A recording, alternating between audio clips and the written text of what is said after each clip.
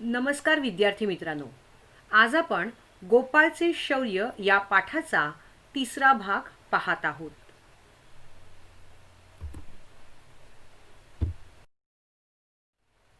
आता वेळ झाली आहे नेहमीप्रमाणे शब्दलेखनाची. चला तर मग. माझा पहिला शब्द आहे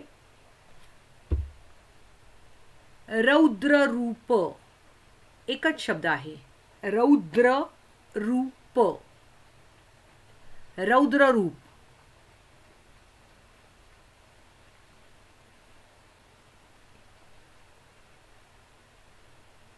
दुसरा शब्द आहे अन्न साखळी. एकच शब्द आहे. अन्न साखळी. अन्न साखळी. नीट ऐकून लिहायचा आहे शब्द.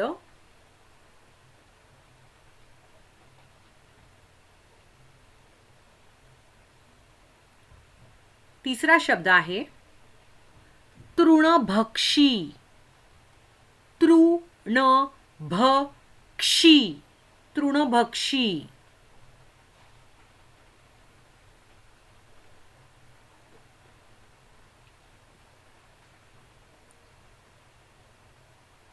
चौथा शब्द आहे कर्मचारी.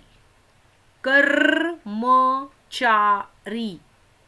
कर्मचारी.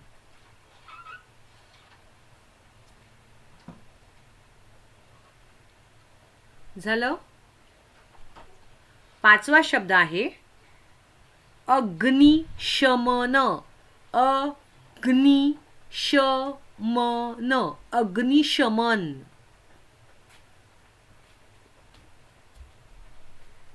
मी पुन्हा एकदा सगळे शब्द वाचून दाखवते. पहिला शब्द आहे रौद्र रूप. दुसरा शब्द अन्न साखळी. तिसरा शब्द तृणभक्षी. चौथा शब्द कर्मचारी. पाचवा शब्द अग्निशमन. उत्तर आपण नेहमीप्रमाणे शेवटच्या स्लाइडवर बघणार आहोत. चला तर मग आज आपण आपल्या पाठ्यपुस्तकातील पान क्रमांक 14 वर जे 2 परिच्छेद आहेत ते आपण अभ्यासणार आहोत. तुमच्याकडे पाठ्यपुस्तक असतील तर ती उघडायची आहेत. विद्यार्थी मित्रांनो, पाठ किंवा ते परिच्छेद आहे तो वाचण्यापूर्वी ही छोटीशी माहिती देते आणि मग पुढे जाऊयात आपण. हे समोरचं तुम्ही झाड बघता आहात. या झाडाचं नाव आहे मोहाचं झाड. मोहाचे झाड. तुमच्या पहिला जो परिच्छेद आहे त्या परिच्छेदामध्ये मोहफूल असा उल्लेख आलेला आहे. तर नंतर तुम्हाला ते कळणार नाही म्हणून सुरुवातीलाच त्याची ओळख करून देते की हे झाड आहे, ह्याला मोहाचं झाड असं म्हणतात. ह्याला फुलं आहेत, फळंही आहेत. आदिवासी लोक किंवा आदिवासी संपूर्ण जमात या झाडाला देव मानते. त्यांच्या देवाधिकाची जी काही कार्य असतात, कार्यक्रम असतात ते याच झाडाखाली होतात. त्यांचा धार्मिक कार्यक्रम किंवा सण या झाडांच्या फुलापासूनच बनवलेल्या मद्याने सुरुवात करतात किंवा त्या मद्याशिवाय त्यांचा तो कार्यक्रम, धार्मिक कार्यक्रम कोणताही पूर्ण होत नाही. तर पोलो हा सण साजरा करून फुलं गोळा करण्यास ते सुरुवात करतात. ही त्याची फुलं आहेत आणि ही फळं आहेत. तर पहाटेच्या सुमाराला ही गोळा करून ती वाळवून साठवून ठेवतात. जेव्हा जेव्हा त्यांना पैशांची गरज असेल तेव्हा ती बाजारात विकतात. आणि हे जी मोहाची फळं आहेत या फळाला टोळी असं म्हणतात. ह्या टोळीपासून तेल बनवलं जातं. अजूनही बऱ्याच प्रमाणावर आदिवासी लोक हे तेल वापरतात. साधारणतः मार्च ते मे या कालावधीमध्ये फुलं आणि फळं येतात. या झाडाची मुळं आणि फांद्या इंधन म्हणून ते लोक स्वयंपाकासाठी वापरतात. त्यानंतर या टोळीच्या म्हणजे या फळाच्या आतमध्ये एक बी असते. त्या बी पासून साबण बनवला जातो. त्यानंतर या टोळीचा जेवणात बराच उपयोग होतो. जसं त्याचं फूल पौष्टिक आहे, त्यामुळे आजारी माणसं असतात त्यांना ती खायला देतात, किंवा खोकला वगैरे होऊ नये म्हणून सुद्धा त्याचा वापर केला जातो. तर अशा प्रकारे आदिवासी समाजात अतिशय महत्त्वाचं असं हे झाड, याची फुलं आणि फळं आहेत. आता दुसरा उल्लेख एक आलेला आहे तेंदूपत्ता म्हणून. तर मुलांनो, ह्या तेंदूपत्त्याच्या झाडाला टेंभुर्णी किंवा तिंबुरी असं म्हटलं जातं. आणि त्याची जी पानं आहेत त्या पानांना तेंदूपत्ता म्हटलं जातो. ह्या तेंदू पत्त्यापासून म्हणजे तेंदू पानापासून विड्या बनवल्या जातात आणि त्याची पानं खूप महाग विकली जातात. चला तर मग आता आपण पाठ वाचायला सुरुवात करूया.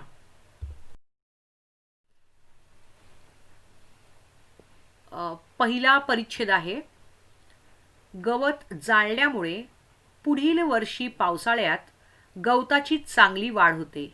या समजुतीतून डोंगरावरील गवताला आग लावली जाते. म्हणजे बघा, तिथली जी लोक आहेत डोंगरावरची, तर ती काय करतात, गवत जाळल्यामुळे पुढच्या वर्षी भरपूर चांगलं गवत येईल असं त्यांची समजूत आहे. आणि म्हणून ते काय करतात, डोंगरावर असलेलं जे गवत असतं त्याला आग लावतात. काही ठिकाणी मोहफूल तेंदूपत्ता गोळा करताना स्थानिक लोकांकडूनही काही भागात आग लावली जाते. बघा, आता मोहफूल आणि तेंदूपत्ता काय ते मी तुम्हाला सांगितलं. म्हणजे तिथली काही ग्रामीण लोक आहेत, स्थानिक लोक, ती सुद्धा काय करतात, मोहफूल आणि तेंदूपत्ता गोळा करताना त्या भागामध्ये आग लावतात जाणून बुजून. परंतु त्यावर नियंत्रण न राखता आल्याने ही आग रौद्र रूप धारण करते.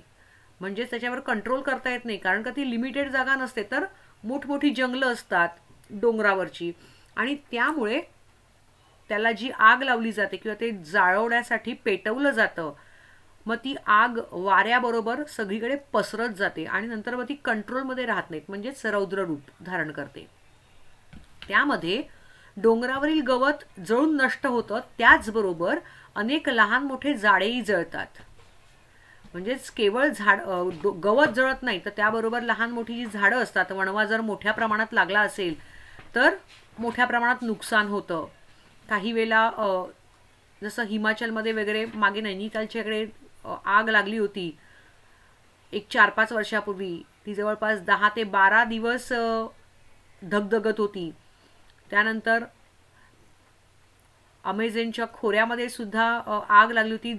ती इतक्या मोठ्या प्रमाणात होती की जवळपास 1 महिना ती पेटत होतं.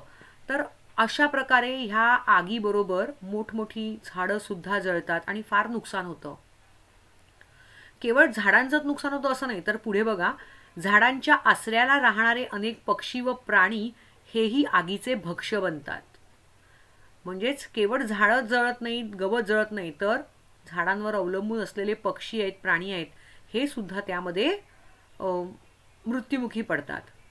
वनसंपदेबरोबरच वणव्याचा मोठा परिणाम प्राण्यांच्या अन्नसाखळीवर होत आहे. आता अन्नसाखळी म्हणजे बघा, एक चेन असते, बरोबर. छोट्या प्राण्यांवर मोठे प्राणी अवलंबून असतात. तर अशा प्रकारे हे चक्र असतं.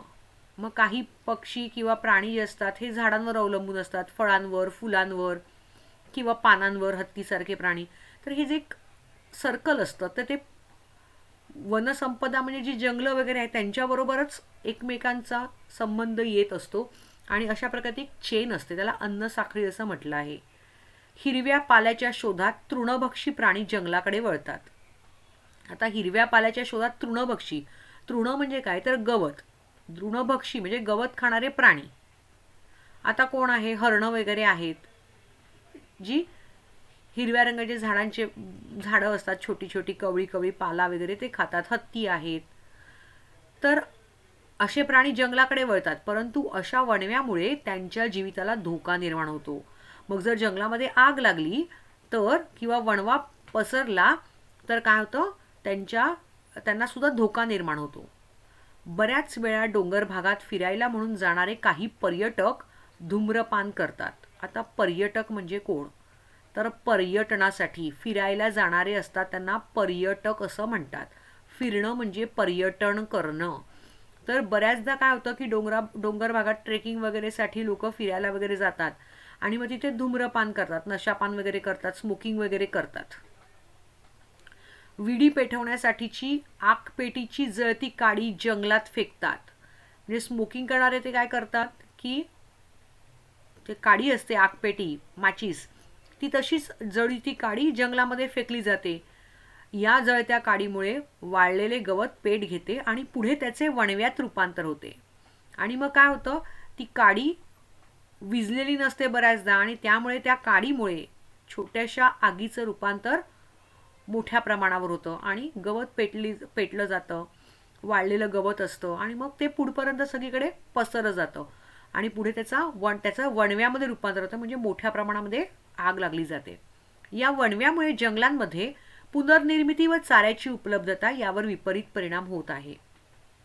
आता या वणव्यामुळे काय होतं बघा, बऱ्याचदा काय होतं, माकडं वगैरे जे असतात किंवा पक्षी असतात ही फळं खातात.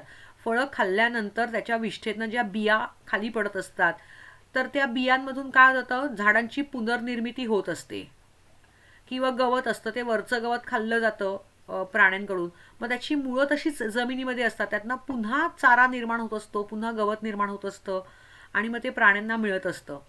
पण मग हे जळल्यामुळे काय होतं, तर ते पुन्हा त्याची मुळं जी असतात ही मुळं सुद्धा जळली जातात आणि त्यामुळे मोठ्या प्रमाणावर पुन्हा त्याची उपलब्धता होत नाही.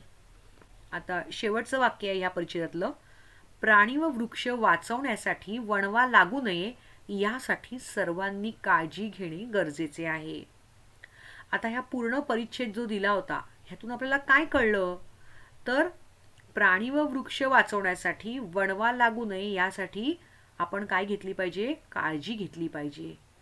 मग आपण काय केलं पाहिजे, तर डोंगर भागात आपण फिरायला कधीतरी जातो त्यावेळेला धूम्रपान करता कामा नये. कोणी करत असेल तर आपण त्यांना त्यापासून परावृत्त केलं पाहिजे की असं काही करू नकात वगैरे, जळती काडी फेकू नकात. हां, तर या छोट्या छोट्या गोष्टी आपण करू शकतो. किंवा काही प्राणी वगैरे असतात त्यांना आपण दगड मारत असतो, तर असं सगळं आपण करता कामा नये.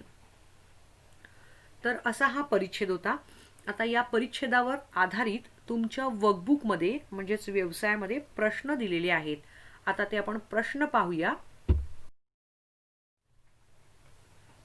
पाठ्यपुस्तक पृष्ठ क्रमांक 14 वरील उतारा वाचून खालील प्रश्नांची उत्तरे लिहा. कोणत्या समजुतीतून डोंगरावरील गवताला आग लावली जाते? आणि दुसरा प्रश्न आहे, आगीचे भक्ष्य मुख्य करून कोण बनतात? चला आता आपण उत्तर बघूया आणि तुम्हाला ती लिहून घ्यायची आहे. कोणत्या समजुतीतून डोंगरावरील गवताला आग लावली जाते? गवत जाळल्यामुळे पुढील वर्षी पावसाळ्यात गवताची चांगली वाढ होते, या समजुतीतून गवताला आग लावली जाते. बघा, तुमच्याकडे टेक्स्टबुक असेल आणि पेन्सिल हातात असेल तर मार्क करून घ्या. सेम टू सेम उत्तर तुमच्या पुस्तकामध्ये आहे. पान नंबर 14, पहिला परिच्छेद बघा आणि पहिली ओळ, गवत जाळल्यामुळे, तिथून ब्रॅकेट करायला सुरुवात करायची आहे. गवत जाळल्यामुळे पुढील वर्षी पावसाळ्यात गवताची चांगली वाढ होते, या समजुतीतून डोंगरावरील गवताला आग लावली जाते. इथे ब्रॅकेट कंप्लीट करायचं आहे आणि हे तुमचं पहिल्या प्रश्नाचं उत्तर आहे, ते मार्क करून घ्या.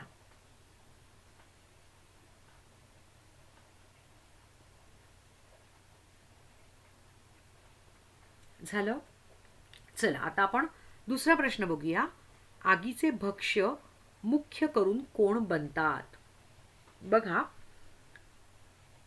झाडांच्या आसऱ्याला राहणारे अनेक पक्षी व प्राणी मुख्य करून आगीचे भक्ष्य बनतात. उत्तर आहे असंच्या असंच उत्तर आहे. वरून चौथी ओळ बघा, त्या चौथ्या ओळीच्या शेवटला राईट हँडला बघा, झाडांच्या आसऱ्याला मिळाला शब्द, तिथे ब्रॅकेट करायचं आहे. ते उत्तर कुठपर्यंत आहे बघा, झाडांच्या आसऱ्याला राहणारे अनेक पक्षी व प्राणी हेही आगीचे भक्ष्य बनतात. हेही जो शब्द आहे हा कट करा, तो लिहू नका आणि पुढचं घ्या, आगीचे भक्ष्य बनतात. ब्रॅकेट कंप्लीट करा. हे दुसऱ्या प्रश्नाचं उत्तर आहे. हे तुम्ही नंतर लिहा. आता आपण पुढचे प्रश्न बघूया. तिसरा प्रश्न आहे, वणव्यामुळे कशा कशावर विपरीत परिणाम होतो. आणि चौथा प्रश्न आहे, प्राणी व वृक्ष वाचवण्यासाठी वणवा लागू नये म्हणून सर्वांनी कोणती काळजी घेणे गरजेचे आहे असे तुम्हाला वाटते. चला तर आपण उत्तर बघूया. वणव्यामुळे कशा कशावर विपरीत परिणाम होतो. तर वणव्यामुळे प्राण्यांच्या अन्नसाखळीवर, प्राण्यांच्या जीवितावर, जंगलाच्या पुनर्निर्मितीवर व चाऱ्याच्या उपलब्धतेवर विपरीत परिणाम होतो. सलग उत्तर नाहीये, त्यामुळे हे उत्तर तुम्ही लिहून घेत आहात. आणि चौथा प्रश्न पण मी सॉल्व्ह करून देते.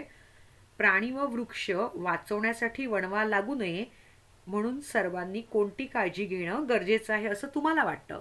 तर त्याचं उत्तर आहे, प्राणी व वृक्ष वाचवण्यासाठी वणवा लागू नये म्हणून जंगलात किंवा डोंगर भागात फिरायला जाणाऱ्या पर्यटकांवर धूम्रपान करण्यास बंदी घातली पाहिजे. हे त्याचं उत्तर आहे. तरी दोन्ही उत्तरं तुम्ही लिहून घ्यायची आहेत. जरा पटापट लिहा. स्पीड तुमचा आता वाढला असेल लिहायची सवय होऊन.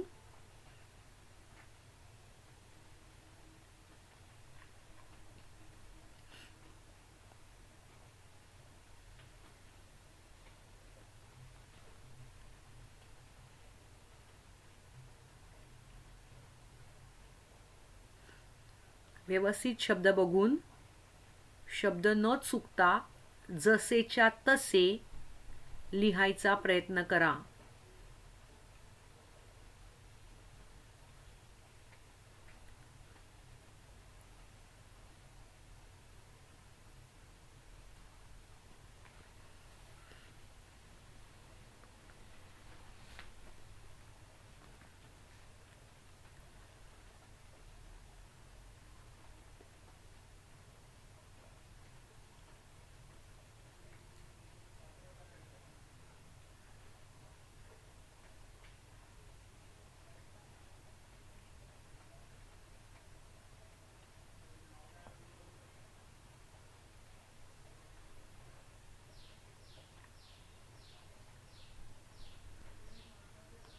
झालं लिहून? नाही तर स्क्रीनशॉट काढून घ्या. मी आता पुढे जाते.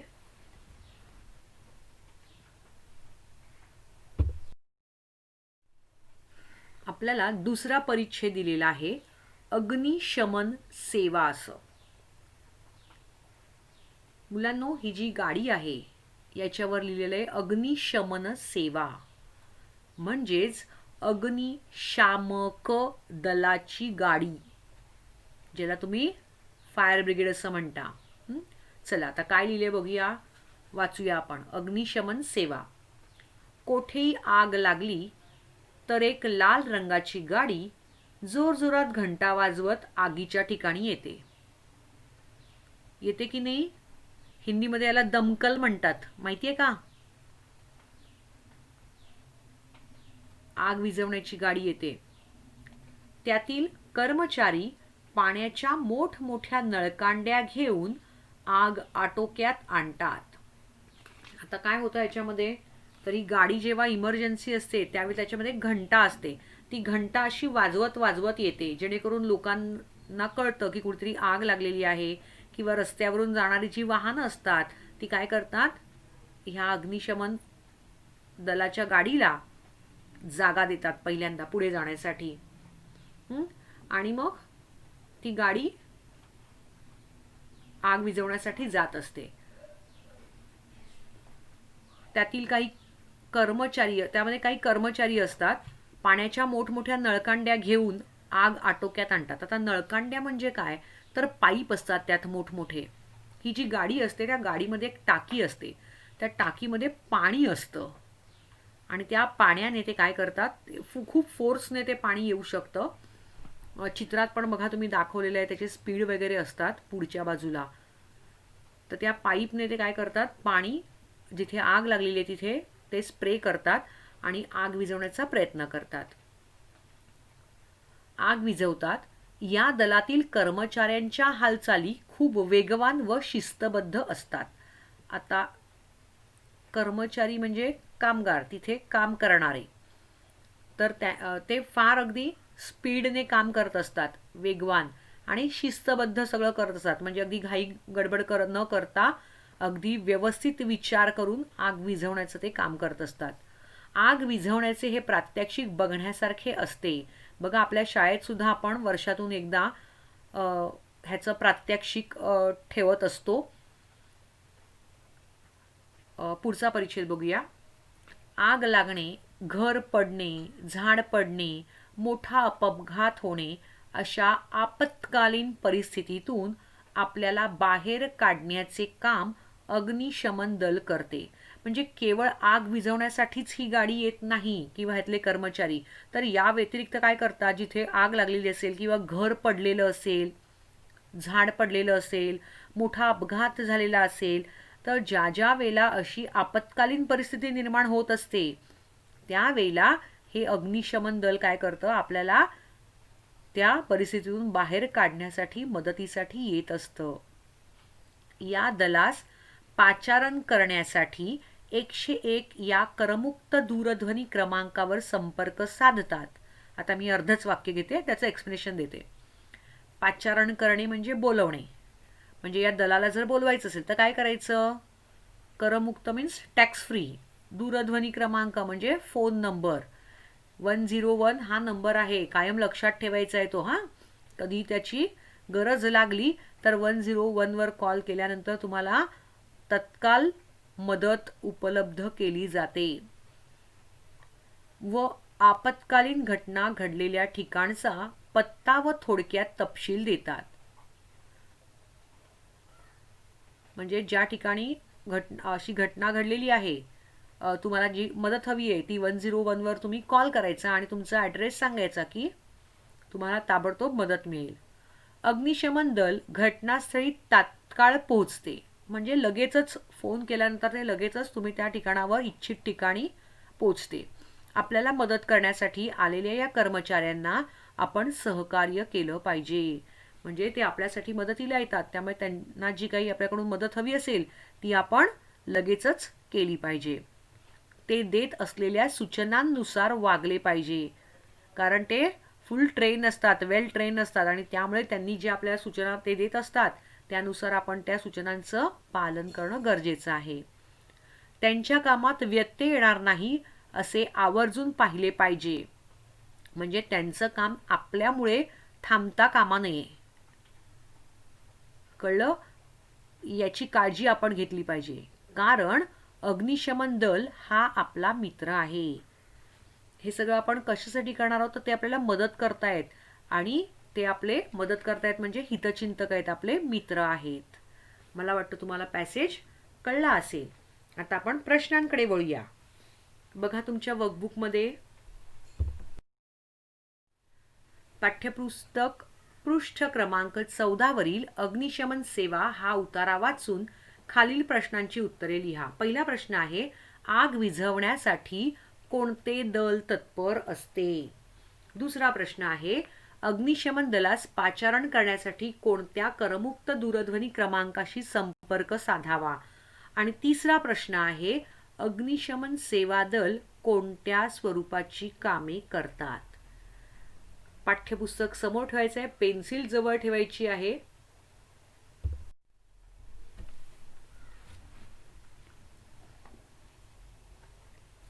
चला आता बघूया.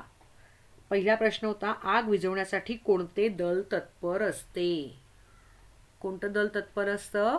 अग्निशमन दल. लिहून घ्या बरं. आग विझवण्यासाठी अग्निशमन दल तत्पर असते. वाक्य संपलं म्हणून पूर्णविराम. आता दुसरा प्रश्न आहे, अग्निशमन दलास पाचारण करण्यासाठी कोणत्या करमुक्त दूरध्वनी क्रमांकाशी संपर्क साधावा? घ्या लिहून. अग्निशमन दलास, प्रश्नातलाच भाग घ्या. अग्निशमन दलास पाचारण करण्यासाठी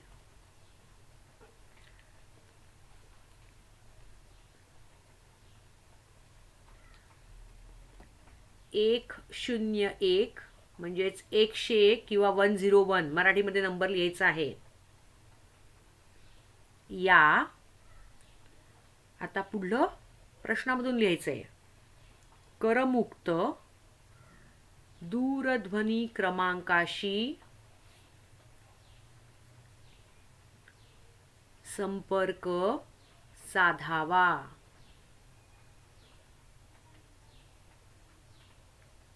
वाक्य संपलं म्हणून पूर्णविराम द्या. चला आता तिसऱ्या प्रश्नावर जाऊया.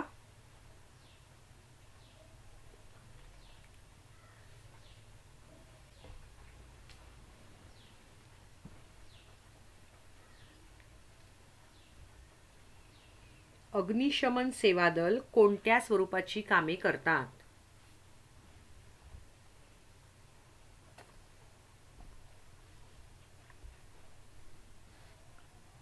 बघा बरं.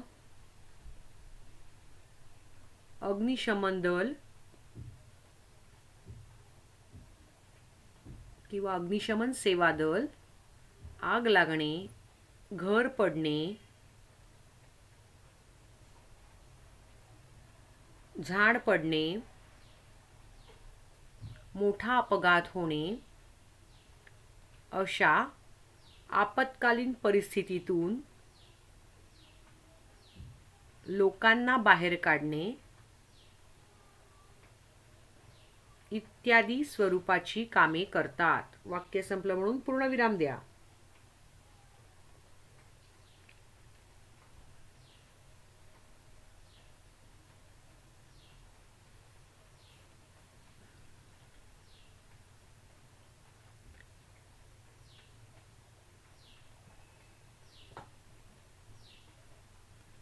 झालं लिहून.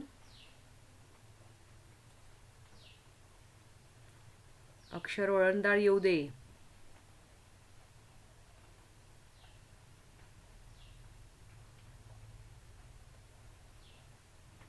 झालं. चला आता आपण पुढच्या प्रश्नाकडे वळूया. चौथा प्रश्न आहे, अग्निशमन दल आपला मित्र आहे असे का म्हटले जाते? आणि पाचवा प्रश्न आहे, अग्निशामक दलाचे घोषवाक्य कोणते? बघायचं उत्तर आहे, अग्निशमन दल हा एकेरी अवतरण चिन्हामध्ये हे शब्द लिहायचे आहेत. आपला मित्र आहे असे म्हटले जाते कारण आपत्कालीन परिस्थितीत ते आपल्या मदतीस घटनास्थळी तात्काळ पोहोचते. आता मी इथे पोहोचते हा शब्द वापरला आहे. ह्याचं कारण असं, तो अग्निशमन दल नाही, ते अग्निशमन दल, ते म्हणून पोहोचते. लिहून घ्या. आणि पाचवा प्रश्न वाचून दाखवते. अग्निशामक दलाचे घोषवाक्य कोणते? तर शौर्य त्याग हा आत्मसंयमनम हे अग्निशामक दलाचे घोषवाक्य आहे. वाक्य संपलं म्हणून पूर्णविराम. लिहून घ्या.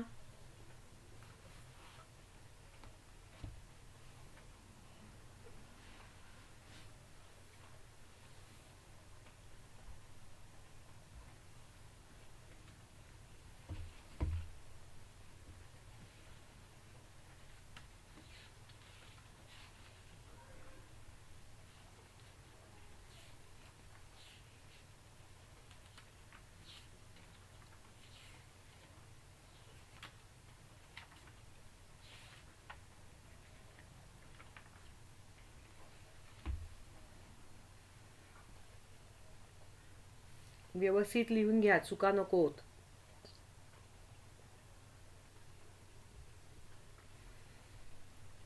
झालं लिहून. चला आता वेळ झाली आपलं शब्दलेखन जे आहे त्याचे शब्द पाहण्याची. चला चेक करून घ्या. पहिला शब्द होता रौद्ररूप, दुसरा होता अन्न साखळी, तिसरा शब्द होता तृणभक्षी, चौथा शब्द होता कर्मचारी. मी तुम्हाला अगोदरही सांगितलं होतं जेव्हा रचा असा उच्चारण होतं, प्रोनाउन्सिएशन होतं, त्यावेळेला पुढचा जे अक्षर असतं त्याच्या डोक्यावर रफार येतो.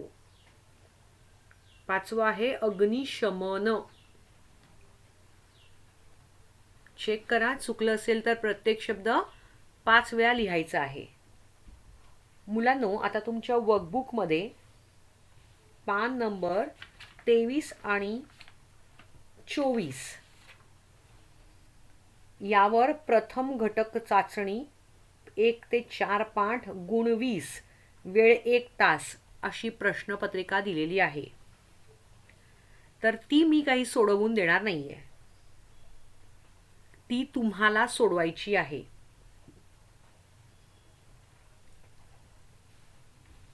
तर ते तुम्ही स्वतः सोडवणार आहात. कळलं? आता अभ्यासाला सुरुवात करायची आहे. आपली सेमिस्टर 6माही परीक्षा सुद्धा होणार आहे. कळलं? तर त्यासाठी आपल्याला तयारी करायची आहे. त्यामुळे दररोज न चुकता पाठाचं वाचन करायचं आहे, लेखनाचा सराव करायचा आहे. ठीक आहे? चला तर मग. धन्यवाद.